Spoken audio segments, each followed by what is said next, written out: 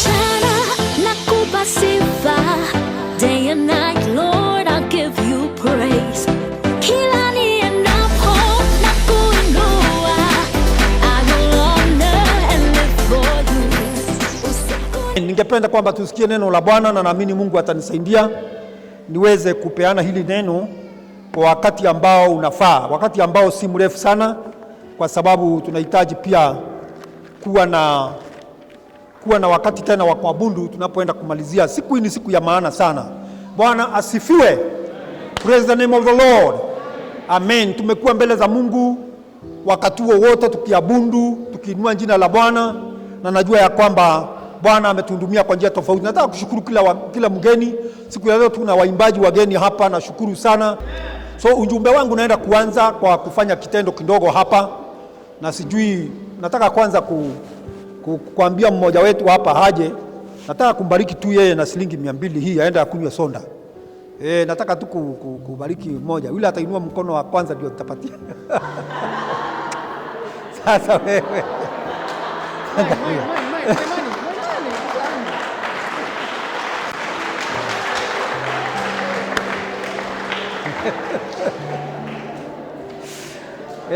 Aliinua mkono haraka sana na akakimbia akaja kuchukua. Nashukuru. Bwana asifiwe sana. Lakini amefail mtihani. Wewe kunywa kula hiyo, lakini umefail mtihani. Bwana asifiwe. Kuna kitu kimoja ambao kinafaa kuwa natural kwa sisi kama Wakristo, kwamba wakati wowote mtu anapokupatia kitu, mtu anapokubariki, jifundishe kusema asante. Hallelujah. I'm going to base my message today on what Erastus has done. Hallelujah.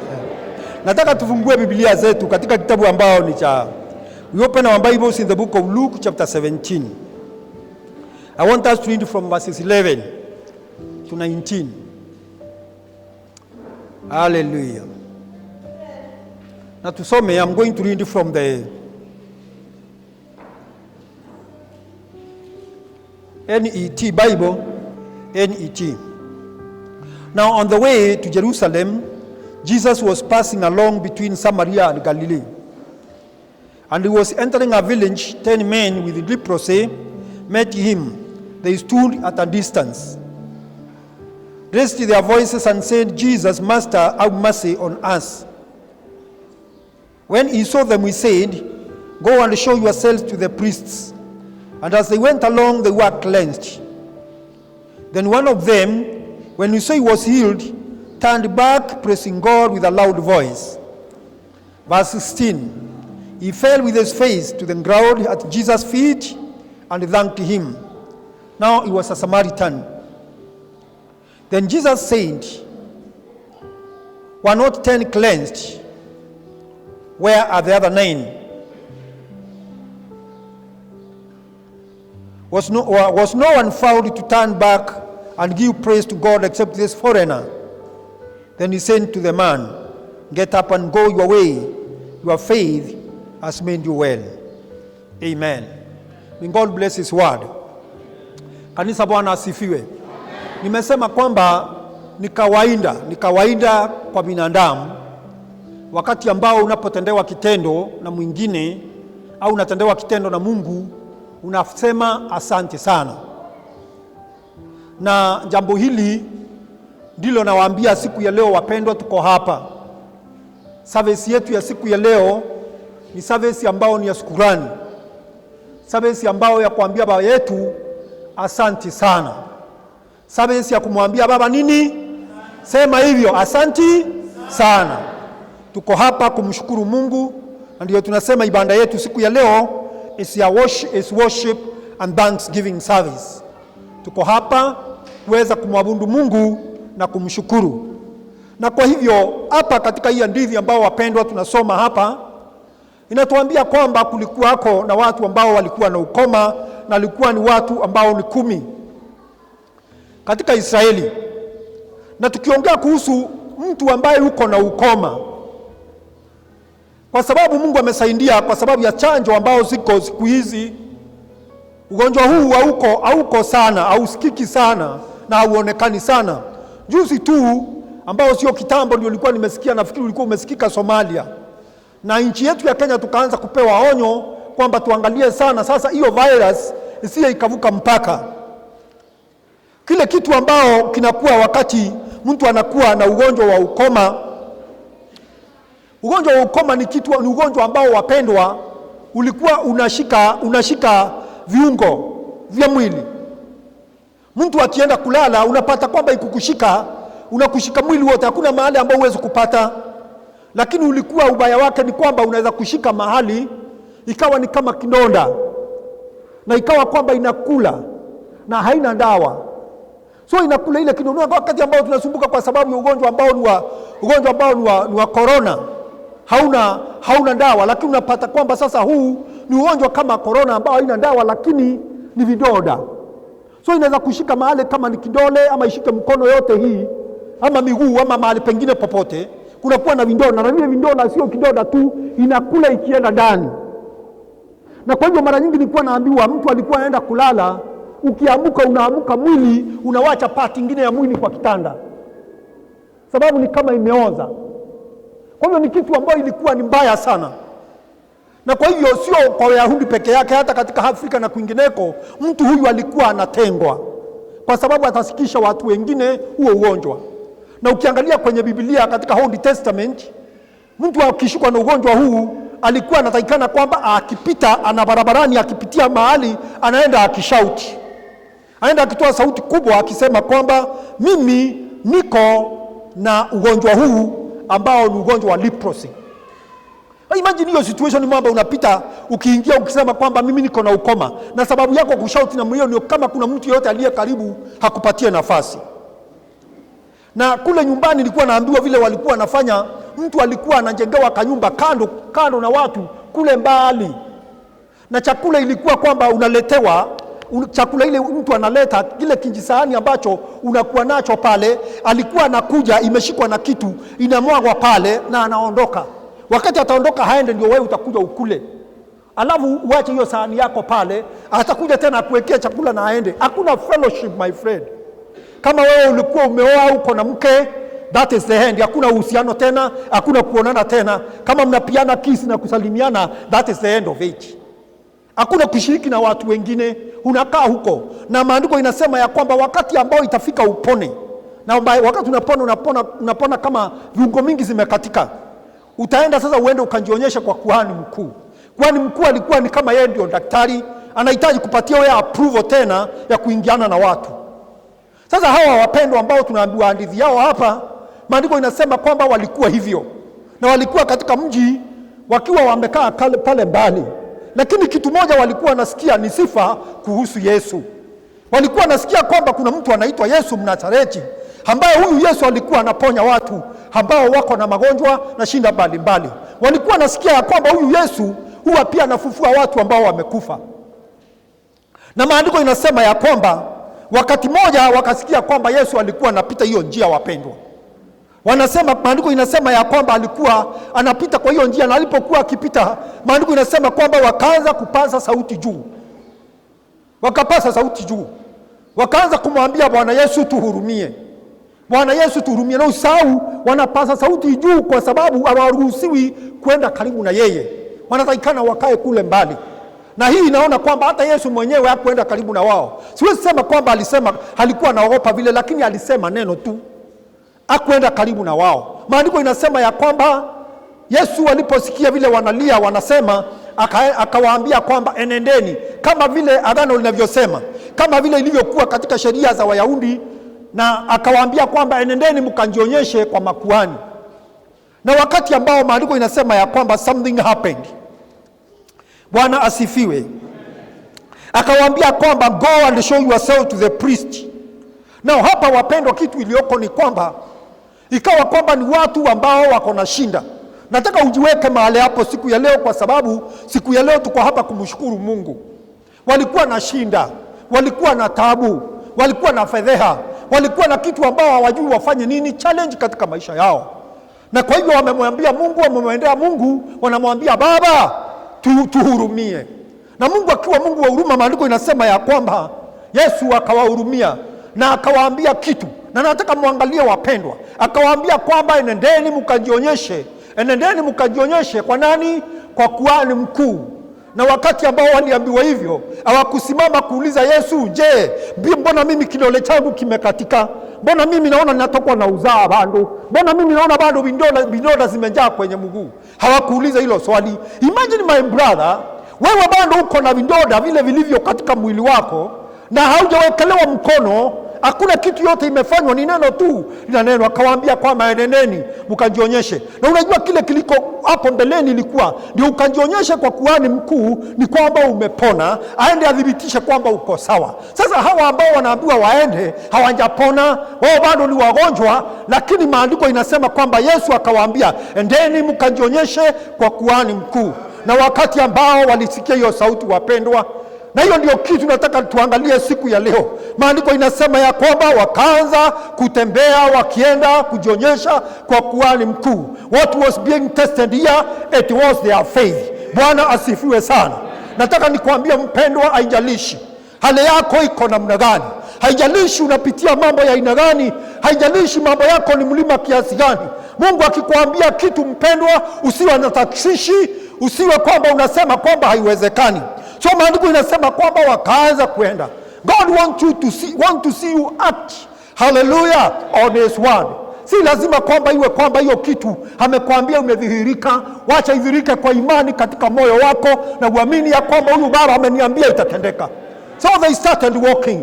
Na maandiko inasema ya kwamba as they were walking, hallelujah, Bwana asifiwe, walipokuwa wakienda kwa imani, wakitembea kwenda kwa kuhani mkuu, maandiko inasema ya kwamba wakaanza wakapona. Nao siwezi kujua ilikuwa namna gani. Yule aliona wa kwanza, yule aliyeona hiyo jambo ikifanyika ya kwanza, ilikuwa kwaji?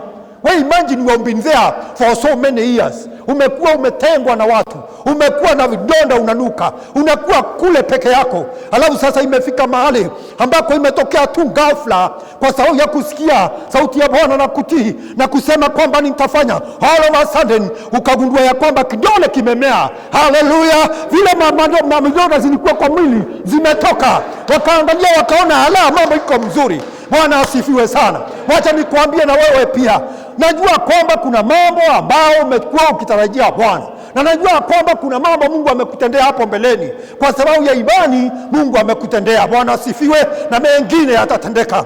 So mmoja nafikiri aliwaambia Bwana, Bwana, mimi naona nimekuwa sawa sawa. Mwingine akaangalia mwili wake akamwambia hata na mimi niko sawa sawa. Mwingine akaangalia akaona amepona. Wote wakafurahi. Nataka uweze kujiweka kwa viatu vya hawa watu. Wapendwa, unafikiria namna gani? Mtu amekaa pale 20 years, 10 years, 30 years, mtu amekaa hapo katika hali ya kulemewa, alafu all of a sudden mwili wake umekaa kama wa mtoto. Unafikiria alisikia namna gani? Walisikia furaha. Bwana asifiwe. Wakawa confused kama Erastus hapa. Baada ya wao kupata, haleluya, kupata kupona, wakakimbia. Nafikiri mmoja akajiangalia akasema kitu ya kwanza, haleluya, ni kwenda kwa mto nioe niende nyumbani. Akakimbia kwa mto. Mwingine akasema saa hii mimi nakimbia niende nipiga mke wangu kiss, kwa miaka hii yote sijamuona. Pia akakimbia nyumbani. Mwingine akasema na rafiki yangu hako namna gani, kakimbia kuona rafiki. Mwingine akasema business yangu sijui kama bado iko ama imeharibika, kakimbia kwenda industrial area. Lakini haleluya, kulikuwa na mmoja. Bwana asifiwe. Kulikuwa na mmoja. Haleluya. Huyu mmoja akafika mahali maandiko inasema ya kwamba he returned back. Na before aende kwa Yesu, maandiko, angalia Biblia yako vizuri, maandiko inasema kwanza, haleluya, akasimama na akapaza sauti akasema, Mungu asante kwa kuniponya. Haleluya. Usisahau mpendwa, usisahau ya kwamba kuna yule ambaye amekuponya. Usisahau ya kwamba kuna yule ambaye amekutendea. Maandiko inasema ya kwamba haleluya, huyu jamaa baada ya kupaza sauti na kumshukuru Mungu akakumbuka kuna mahali ametoka. Maandiko inasema kwamba akarudi nyuma, akaenda kwa Yesu na akaenda akapiga magoti na akaanguka kifudifudi mbele zake, akamwambia asante. Bwana asifiwe. Akamwambia asante. Na maandiko inasema ya kwamba baada ya kuinuka Yesu Akamuuliza, si mlikuwa watu 10? Si mlikuwa 10? Wengine 9 wameenda wapi? Bwana asifiwe kanisa. Haleluya. Je, wewe utakuwa huyu mmoja ama uko katikati ya watu 10 ambao walisahau? Ni mara ngapi Bwana ametutendea wapendwa? Ni mara ngapi Mungu amekutendea mpendwa? Angalia historia yako, angalia mahali umetoka. Wengine wetu hawakuwa watu. Niliingia kwa hii kanisa wapendwa, na nimewaambia wakati mwingine kama ningewaonyesha hiyo video, wengine wetu tulikuwa tumekonda, wengine wetu tulikuwa tuna kitu. Akina kama hawakuwa na ngari. Bwana asifiwe. Haleluya. Halafu unafika mahali unapewa, unakimbia, unasahau yule ambaye aliyekutendea. Baba anauliza, wale 9 wameenda wapi? Bwana asifiwe. Tuko hapa siku ya leo, tuko hapa siku ya leo kuwakilisha huyo Msamaria, ya kwamba tunakumbuka. Haleluya. Kuna mahali tulitoka, kuna mahali tumeponywa. Tunakumbuka we have got somebody who has set us free. Kumbuka mahali umetoka mpendwa. Yesu akauliza wale wengine 9 wako wapi? Haleluya. Haleluya. Bwana asifiwe. Lakini maandiko inasema ya kwamba nataka kuuliza hili swali wapo. Maandiko inasema kwamba wote walikuwa wameenda, akabaki tu mmoja, na akabaki akamwabudu Bwana Yesu, akanyenyekea kwake, akampatia nafasi ili aweze kushukuru Mungu. Nataka niseme hivi wapendwa, let us return back. Hallelujah. Let us turn back. Tukumbuke mahali ambao tumetoka. Maandiko inatuambia in the book of Isaiah, remember from the rock where you were healed. Usisahau ulitolewa kwenye mwamba gani wapendwa. Wengine wetu tumetoka mbali, wengine wetu tulikuwa si watu, ni Mungu tu tumetufanya tukaonekana vile tuko siku ya leo. Angalia Bwana, kuna wakati ulikuwa unalala bila chakula. Angalia kitanda ambao unalalia. Bwana asifiwe. Angalia nyumba ambao unakaa wakati huu. Angalia jamii yenu vile iko na wakati ilikuwa hapo mbeleni. Jameni, Yesu anauliza wale wengine 9 wameenda wapi? Wewe ni mmoja wa 9 au wewe ni mmoja wa Msamaria? Maandiko yanasema kwamba except this foreigner. Nataka nikwambie hivi wapendwa, this is a very powerful statement. Anasema was not one found to turn back and give glory and praise the Lord except this foreigner. Na Yesu, acha nikwambie kitu ambao anaangalia wapendwa. Yesu anaangalia your relationship with him. You are not a foreigner. Bwana asifiwe. Unajua kuna kitu Yesu alikuwa anafananisha Myahudi na Msamaria ambaye huyu sasa ni foreigner. Na wewe sasa, wewe ni muumini na asiamini. Mbona wewe ambao umeokoka, mbona wewe ambao umenywa kikombe cha Yesu cha baraka, mbona wewe ambao umetembea na na Yesu wakati mrefu, mbona wewe ambao ni rafiki yake wa miaka mingi unasahau kumwambia asanti? Mbona anakuambia kwamba huyu foreigner anakumbuka na wewe hukumbuki? Mpendwa, na kuchallenge siku ya leo kwamba wacheni turudi tumwambie Bwana asanti. Bwana asifiwe sana. This is a day of thanksgiving and I want to cut a message short. Bwana asifiwe sana kwa sababu ya wakati ambao tuko nao. Kuna mfano mzuri tuko nao kwa Biblia, mtumishi wa Mungu ambao ni Daudi. Daudi, ukiangalia katika Biblia yako vizuri, the book of 2 Samuel chapter 7 verses 1 to 5. 2 Samuel chapter 7 verses 1 to 5. Kuna mambo kadhaa ambao tutapata kwa hiyo kitabu. Sio yote imeandikwa hapo wapendwa. Kitu ambao nataka kuinua mawazo yenu kwake hapa ni kwamba Daudi, kitu ambao alikuwa ameangalia hapo kwa hiyo mstari peke yake, mambo mawili. Kulikuwa na nabii wa Mungu ambao ni Nathan. Prophet Nathan alikuwa wa wakati wake, alikuwa hapo. Maandiko yanasema kwamba Daudi akamwambia sasa hona. Bwana asifiwe sana. Haleluya. Nipatie hiyo kiti, nipe hiyo kiti bro. Maandiko yanasema kwamba akasema kwamba sasa hona. Alikuwa amekalia kiti pale, katika kiti chake cha ufalme amekaa. Akaambia Prophet Nathan, akamwambia kwamba hona, mimi nimekaa sasa kwa amani katika nchi yangu. Nchi yangu iko na amani. Wapendwa, hakuna kitu kingine kizuri kama nchi kuwa na amani. Nchi yetu ya Kenya tumebarikiwa wapendwa. Ukisikia saa hii kuna vita inaendelea Ethiopia, na unajua hiyo nchi imekuwa very strong, imekuwa vizuri, lakini hiyo vita inaweza kuiharibu. Angalia Somalia iko wapi siku ya leo. So mtumishi wa Mungu Daudi akasema, Mungu amenitendea muujiza, nchi yangu niko na amani wakati huu. Jambo la kwanza akamwambia tena Nathan, akamwambia kwamba Nathan, mfalme huyo alikuwa ni mtumishi wa Mungu nabii, akamwambia tena acha hiyo amani, pia kuna kitu kingine Mungu amefanya kwamba angalia hii nyumba ambao ninakaa. Bwana asifiwe sana. Nakaa katika nyumba mzuri. Haleluya. Watu wengi kwa hii kanisa wapendwa, I know we own our own houses. Unakaa vizuri, nyumba yako iko mzuri. Akamwambia kwamba angalia nyumba ambao ninakaa, na akasema kwamba the ark of the covenant, akasema sanduku la agano linakaa kwenye hema. Na kwa hivyo mtumishi wa Mungu akamwambia Daudi, akamwambia basi sasa wewe fanya kile moyo wako unakuambia ufanye. Wapendwa, nataka niwaambie kwamba ni kitu gani ambayo ilikuwa kwa moyo wa Daudi. Bwana asifiwe.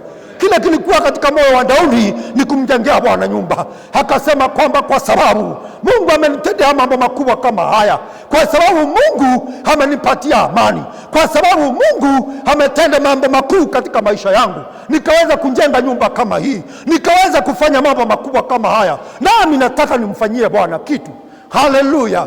Na ikawa moyo wake umejawa na shukrani. Nataka tuangalie katika Biblia pale, kuangalia katika huo mlango verses 18, 2 Samuel chapter 7. Tuangalie katika huo mlango ambao ni wa 18. Kuna kitu nataka uangalie pale.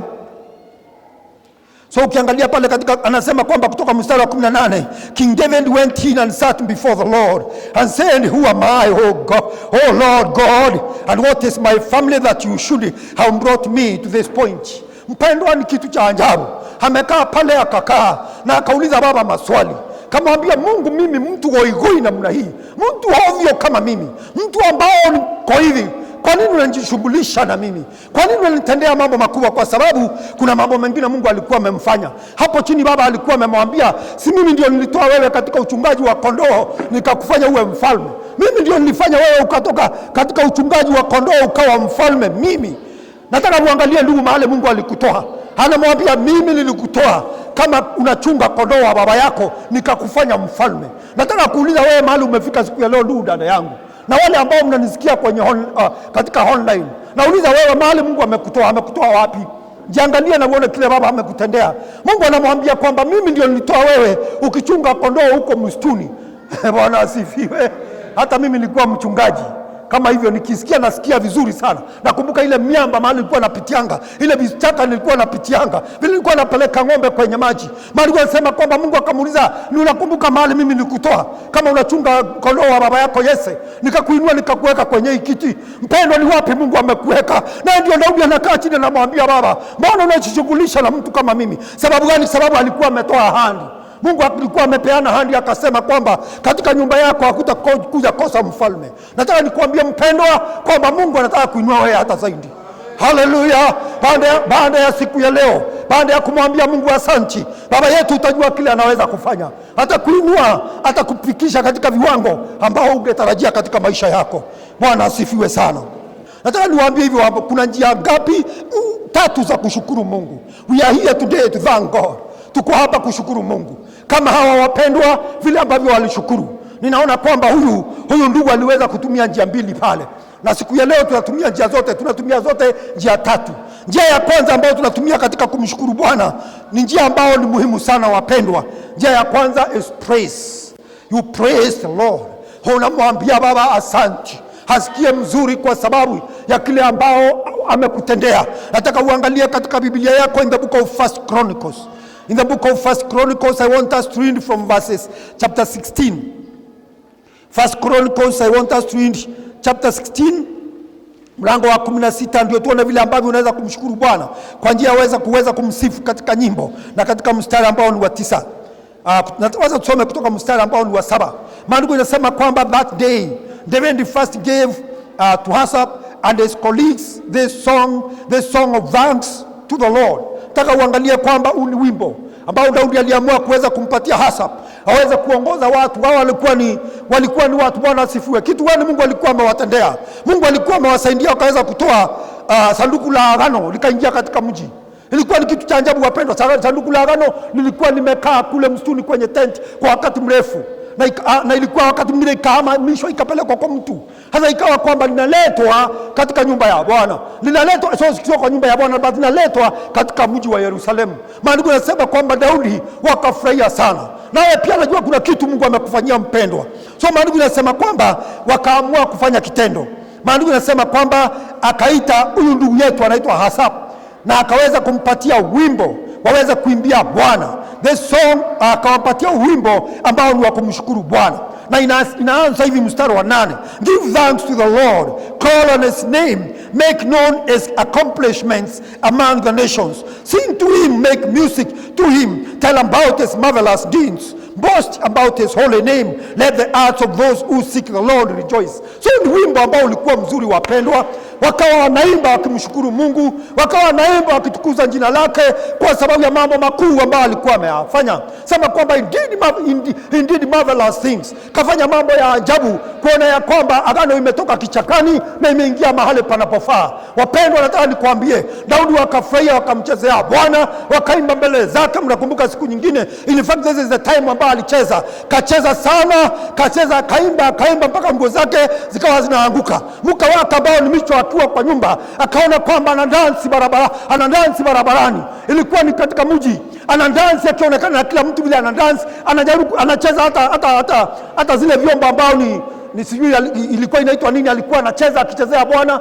Mke wake akamwangalia kwa dirisha hivi, akaona vile anafurahia akicheza, akimuimbia Bwana, na akasikia vibaya moyoni mwake. Alipoingia kwa nyumba tu hivi, alikuwa amemngojea kwa mlango. Namwambia, wewe mjinga namna gani, enda kucheza mbele ya wasichana wa mji hapa waanze kucheka wewe? Na Daudi akamwambia kwamba hujaona bado nitacheza. Bwana asifiwe sana, kwa sababu alikuwa anajua nini anafanya, anamfanyia Bwana, anajua anatukuza jina la Bwana kwa sababu ya mambo makuu ambayo alitenda. Kwa hivyo wapendwa, siku ya leo tumemchezea Bwana hapa, tumemwimbia Bwana hapa.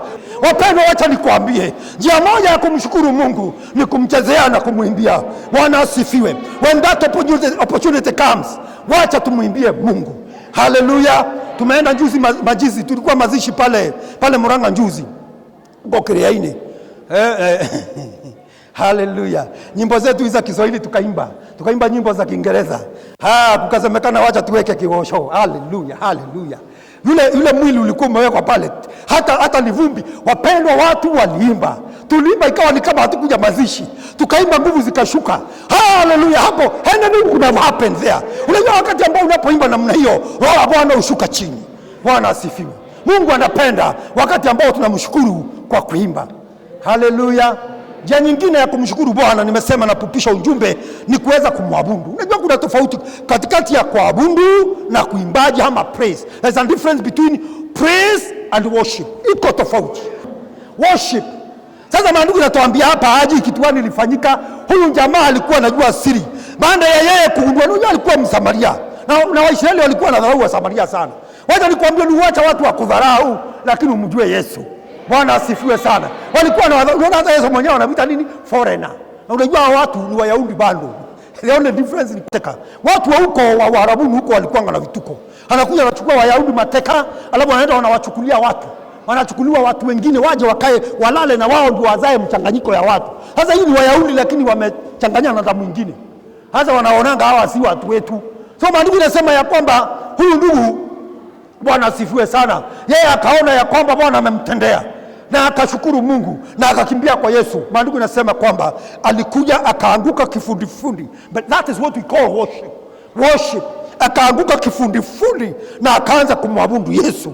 Haleluya, akimwambia asante. Hiyo ndio tunaita ibada, wapendwa. Wakati ambao unaangukia Bwana mbele zake, unawacha moyo wako unavunjika mbele za Mungu. Hiyo ndio wakati unasema kwamba unamwabudu Mungu. Wakati ambao unaimba wimbo ule ambao ni wimbo wa kutukuza Mungu na kumwambia you magnify his name. Nothing not just singing. Hallelujah. So huyu ndio akapata nafasi ya kumwabudu Mungu. Ningependa kwamba uangalie in the book of Luke chapters in the book of niyo nimesema Luke 17:16 mahali ambao alianguka mbele zake. Na ukiangalia in the book of Genesis, hiyo nitagusa tu. Genesis chapter 24 verses 48. Genesis 24:48. What has happened here katika mlango wa 24 wa kitabu ambao ni ya Mwanzo kulifanyika hivi, wapendwa.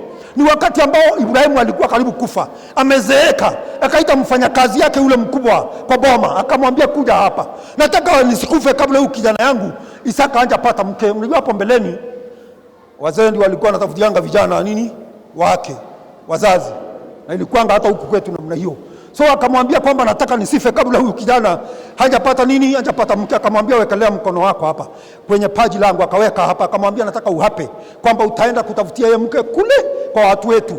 Unajua wakati mwingine sisi tunawana na watu ambao wasiamini. Akamwambia akahapa na akamwambia nitaendaje? Bwana asifiwe. Nitaendaje? Akamwambia malaika wa Mungu ataenda mbele zako. Haleluya. Kuna kijana hapa anauliza ataendaje? Vijana mnauliza utaendaje? Nataka niwaambie kwamba malaika wa Mungu atafanya nini? Ataenda mbele zako. So wakati ambao huyu jamaa alienda, unajua kile kilifanyika, I'm trying to cut a long story short. Akaenda pale akapata huyu msichana ambao ni Rebeka, alikuja kumjua baadaye, alikuwa anachota maji. Na Mungu akatenda muujiza, akamfikisha kwa jamii ambayo alikuwa anahitaji aende. Maandiko inasema kwamba alipiga magoti. Bwana asifiwe sana. Na akamsujudu Mungu, akamwabudu Bwana kwa sababu ya kitendo chake. Wacha nikwambie mpendwa, wakati mwingine Bwana akikutendea wakati kama huu ambao Mungu tunamkumbuka yale ametufanyia wapendwa, imagine Bwana wakati wa miaka ambayo imepita, mwaka ambao umepita wa 2020, mwaka wa 2021, mnakumbuka vile ambavyo watu wameteseka na corona. Bwana asifiwe. Haleluya. Mimi nilishika na Bwana akaniponya. Na leo niko hapa nikihubiri Injili. Na wengine wetu hapa, mchungaji hapa alishikwa akapona. Tulishikwa kama tunafuatana. Akapona. Tuko hapa tunahubiri Injili. Erasasi hapa alishikwa akapona. Na wengine hapa, wengine hata hawakujua alishikwa lakini walishikwa. Lakini Bwana amekupatia, bado uko na nguvu, umepona. Bwana asifiwe.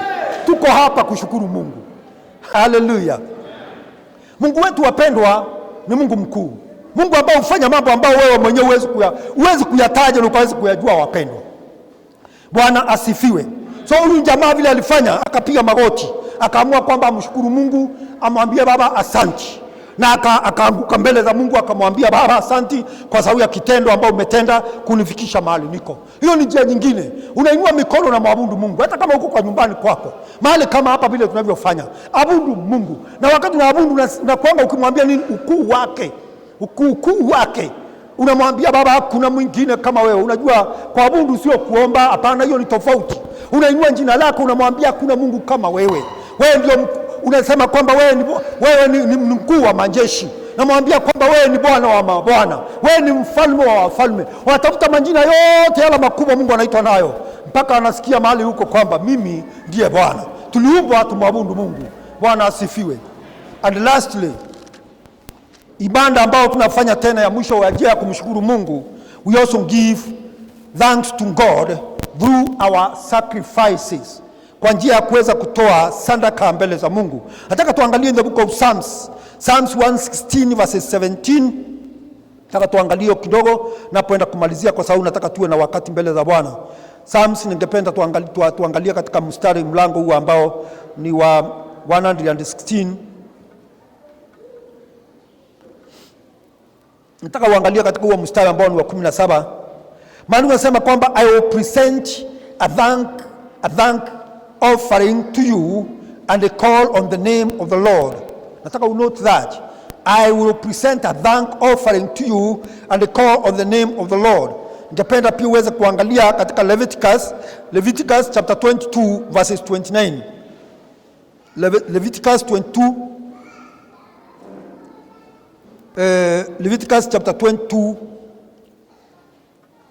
Nataka tuangalie katika huo mstari ambao ni mstari wa 29.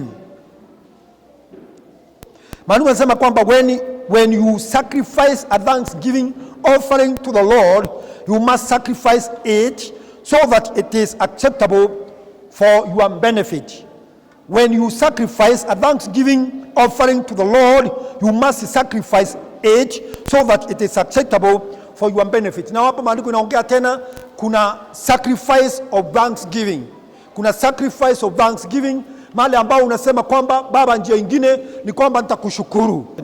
Hii ni kitu ambayo imedhirika kwa Biblia wapendwa, mahali kwingi katika neno la Bwana. Wakati Bwana alipobariki mtu, wakati mtu alitaka Mungu amtendee kitu, there was a sacrifice that was given. Angalia Biblia utapata kwamba kulikuwako na madhabahu.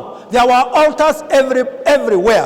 Wakati ambao Mungu alikuwa ametendea watu wake, walikuwa wanaenda wanatengeneza altar ya kumshukuru. Na wanakuwa kwamba kutoka hapo anameki ahadi na Mungu. Anamwambia Baba, kutoka siku ya leo mimi nitakuwa nikikumbuka kile ambao umenitendea. So wapendwa, hapa maandiko yanatuambia kwamba wakati ambao unapotoa sacrifice of thanksgiving, anakuambia kwamba itoe ukijua ya kwamba it's going to bring benefits to you.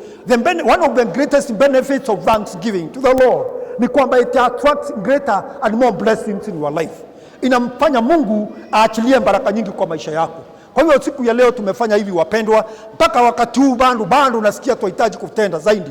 Kitu ya kwanza tumemwabudu Bwana kwa njia ya sifa, tumemwimbia, tumemchezea, lakini bado tumemwabudu, bado hatujamwabudu ya kutosha, na bado tunaenda kumwabudu au kumshukuru kwa njia ya kuweza kutoa sacrifices of thanksgiving. Naomba kwamba hata wewe ambao unaniangalia kwenye online mwaka huu wa 2021, Mungu amekufanyia mambo makubwa na kuna mengi ambayo yako mbele yako. Ningependa kwamba kanisani kwenu fanya hivi, uende pale, toa sacrifice mbele ya mtumishi wa Mungu kwa sababu ya kumwambia baba yangu asanti, baba yako Mungu Muumba wako asanti kwa vile ambao amekutendea. Tusio watu ambao ni wa kusahau, tukakaa kama hawa 9 ambao Yesu aliuliza swali, na wale 9 wameenda wapi? Bwana asifiwe kanisa. Wale 9 wameenda wapi? Nataka kila mmoja wetu tuweze kuwa like this foreigner, the Samaritan. Turudi nyuma, tukumbuke yale baba ametutendea. Mwaka huu tumwambie baba asanti, na Mungu awabariki sana. Amen. Amen. Thank you. Thank you. Thank you. God bless you. So wakati huu ningependa kwamba tusimame niweze kuomba hombi kabla hatujarudisha mkutano tena kwa timu ambayo inatuongoza. I want you to stand up. Stand up on your feet please. Stand on your feet. Tupate kupatia Mungu nafasi. Bwana asifiwe. I want to give you just a very short moment. I want to give you a very short moment. Uongee na Mungu wako. Uongee na Mungu wako. Umwambie kitu kidogo tu kuhusiana na ujumbe wa siku ya leo. Shukrani kwamba I'm not going to be one of the 9. I'm going to be like the foreigner who turned back to just appreciate and say thank you. Hallelujah. Inua mikono yako mbele za Bwana. Inua mikono yako mbele za Bwana. Hallelujah. Inua mikono yako mbele za Bwana. Nataka uset mind yako katika kiroho. Uangalie mahali Mungu amekutoa mpendwa. Uangalie baba mahali amekutoa ni wapi. Angalia wazazi wako, uangalie watu wako, uangalie maisha yako, uangalie mambo ambayo Mungu amekutendea. Hallelujah, hallelujah. Na ufike mahali siku ya leo, ujiunge na Bwana siku ya leo, urudi nyuma, uanguke mbele ya Yesu kifundi kwa imani. Umwambie Dadi asanti, asanti, asanti kwa yale yote umenitendea. Asanti Yesu. Nataka uongee na Bwana, nena na Mungu wako. Nataka uambie Mungu wako asanti. Mwambie Baba asanti kwa yale amekutendea. Hallelujah, worship the Lord. Tell God thank you for the great things and marvelous, wonderful things He has done for you. Just tell God thank you. I want you to be like the Samaritan who went back to Jesus and told him, Lord, I really say thank you for healing me of my leprosy. Today, the Lord is with us today. And He is asking you, where are the 9? Where are the 9? Naomba kwamba huwe mmoja ambao umerudi kumwambia Baba asante. Paza sauti mbele za Bwana. Paza sauti mbele za Bwana. Mwambie Baba asante. Kumbuka alikokutoa na mahali amekufikisha. Baba tunasema asante. Ninashukuru Bwana. Ulinitoa mbali Jehova Mungu. Kama Daudi nilikuwa mchungaji wa kondoo, ukanifanya Jehova Mungu niwe mtumishi wako. Ninasema asante. Ninasema asante. Baba ninakuabudu. Mwaka huu wa 2021 Baba tumetoka mbali. Mwaka wa 2021 Jehova nikiangalia nyuma tumetoka mbali. Nasema asante. Umetuponya mili yetu, umetupona, umetuprotect na ugonjwa wa corona, umetuinua Jehova Mungu, umetupatia chakula na maji, umetuongoza Jehova Mungu, hata nchi yetu imeona amani yako. Nasema asante, asante, asante. Alabashantalalaboka Yamakanti Mashaya Namakoba Raya Quinto Mashaya Namabu. In the name of Jesus, I bless you, Lord. I praise you, King of glory. There is none like you. You are the King of kings. You are the Lord of lords. You are the captain in the battle, Lord. You are our refuge, King of glory, and I will show your love and justice to us. I say thank you, Lord. Thank you, King of glory. Hallelujah. Inalimiri jina lako, inakupa heshima Yehova, inakupa utukufu Baba. Hakuna mwingine aliye kama wewe. Oh, hallelujah, hallelujah, hallelujah. Ni wewe peke yako Yehova. Unafaa kuinuliwa, unafaa kutukuzwa, unafaa kupewa heshima. Hakuna kama wewe. Roma yetu na mashoya, Roma kanta mashoya, Roma lima kanta na mababo, Roma lima shika na mababo, Roma kanta lima shada, Roma kanta lima, Roma ya kanta lima shaka yana, Roma lima kuria kanta baba, Roma ya kanta lima shaka. Father, I worship you. Father, I worship you. Show yourself stronger to your sons and daughters, Lord. We have never, Jehovah God, looked down, Jehovah God, on you. Our hearts have been looking at you. But David, beloved Father, we look on the mountains, and we know our salvation does not come from the west, does not come from the east, but it comes from you. And we return all glory and honor to you. Worship the Lord, church. Worship the Lord. Worship the Lord. And you that are watching us online, I'm challenging you. Oh, hallelujah. Hallelujah. Hallelujah. I'm challenging you to call upon the name of the Lord. Just thank him. Just worship him. Just sing for him. Tell him thank you. You are all of honor. My Father, our Lord, who have done great and mighty things, marvelous, wondrous things in our midst. I return all glory and honor to you. Asante Bwana Yesu, jina lako libarikiwe. Hallelujah. Oh, hallelujah. Hallelujah. Hallelujah. Roma yanti mamo shanta la. Thank you, Lord. Thank you, Lord. I worship you. I worship you. I worship you. Oh, the Lord. Oh, the Lord. Oh, the Lord. Worship and praise. There is none like you, Jehovah. Asante Yesu. Oh, hallelujah.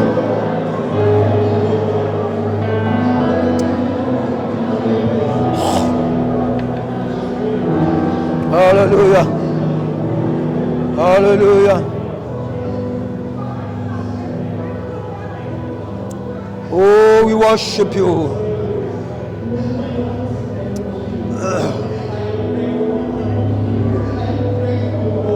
We worship you, Lord.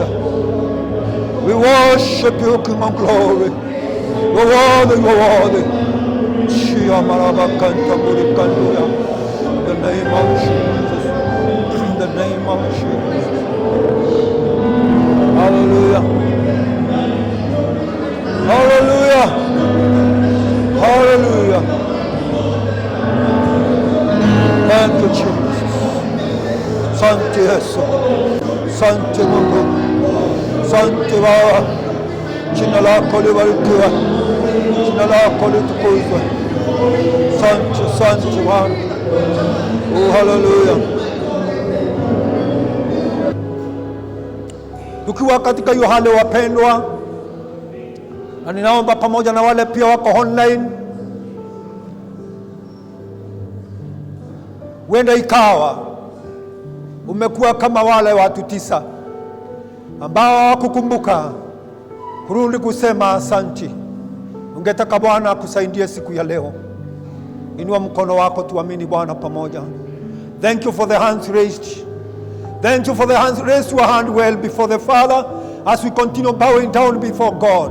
Sitawaita hapa mbele kwa sababu ya wakati, lakini nataka uinue moyo wako na mkono wako mbele za Mungu. Tunapenda kuamini pamoja. Na wale ambao mko online, kama Bwana amekunenea, umekuwa mmoja wale 9, unasema Baba, siku ya leo mimi nitakuwa tofauti kwa mtu wa shukrani. Nataka tuamini Bwana pamoja. Baba, katika jina la Yesu Kristo, nakushukuru Jehova Mungu kwa sababu ulituumba Bwana tuweze kusema shukrani zetu kwako Jehova Mungu. Tuseme asante kwa yale ambao umetutendea. Tuseme asante kwa damu ulimwaga msalabani Kalvari. Sema asante kwa kuacha utukufu mbinguni na kuja hapa kwa ajili yetu. Mfalme wa milele, tunahitaji kusema asante hata Bwana kwa baraka nyingi ambao umeachilia maishani mwetu. Baba, naomba kwa ajili ya wapendwa ambao wameinua mikono yao mbele zako wakati huu, akisema Baba, nisamehe makosa yangu ya kukosa kuridhika, ya kukosa kuwa na moyo wa shukrani. Naomba katika jina la Yesu, vile ameinua mkono wake mbele zako Jehova Mungu, na akakiri moyoni mwake ya kwamba hakutenda inavyofaa, hata kuwa kama yule Msamaria. naomba kuanzia siku ya leo ukabadilishe moyo wake, aweze kuwa na roho tofauti, awe na roho ya shukrani, Jehova Mungu. Hata nashukuru kwa sababu ya siku ya leo ambao tunaenda kukushukuru kwa njia mbalimbali. Tumekuimbia, tumekuchezea, enda kutoa hata sacrifices mbele zako Bwana, kakubali dhabihu zetu. Nasema ni asanti, kabariki kila mmoja kama vile Bwana ameamini moyoni mwake. Ni katika jina la Yesu naomba nikiamini, amen. Pia Bwana Yesu makofi. Let us worship the Lord. We thank you and we worship the Lord in Jesus' name.